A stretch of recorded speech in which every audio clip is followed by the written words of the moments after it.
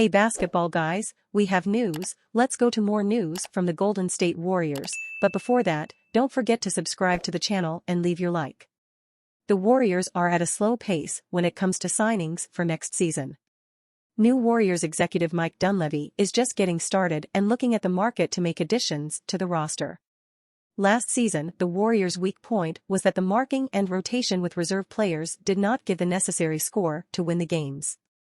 And for the next season, Mike Dunleavy's priorities are to correct these shortcomings in the cast. Big Star wanted to play for the Warriors. Damian Lillard admittedly grew up watching the Golden State Warriors play. And even though most people deem Stephen Curry the greatest shooter of all time, and rightfully so, Lillard is not that far off. As a matter of fact, he's perhaps the only player that could go toe-to-toe with him when it comes to knocking down 35-plus footers. Notably, there was a chance they could have been on the same team this season, but that's no longer the case. According to Ramona Shelburne of ESPN, via NBA Central, Dame reportedly had an interest in playing for the Warriors before they traded for Chris Paul. Perhaps they could have worked something out and had a trade package around Jordan Poole, but that possibility is obviously no longer on the table. Needless to say, that would have taken a big toll on Lillard's reputation, that's for sure. Every player who decides to team up with another superstar gets plenty of criticism, especially if he decides to join the most dominant team of the past decade.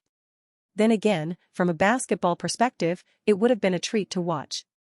It's going to be interesting to see how Chris Paul fits with that team, as well as whether he'll start or come off the bench, and Lillard would have been a more seamless fit. He now only wants to play for the Miami Heat, but they're going to have a tough time putting together a suitable trade package for him. Just imagine what could have been had this happened. The league would have been in shambles. Executive gives statement on hiring. When it comes to squad building, Dunleavy explained that he doesn't believe there are many decisions to make, but rather things to consider. The manager cited the team's connectivity as one of the points to be improved.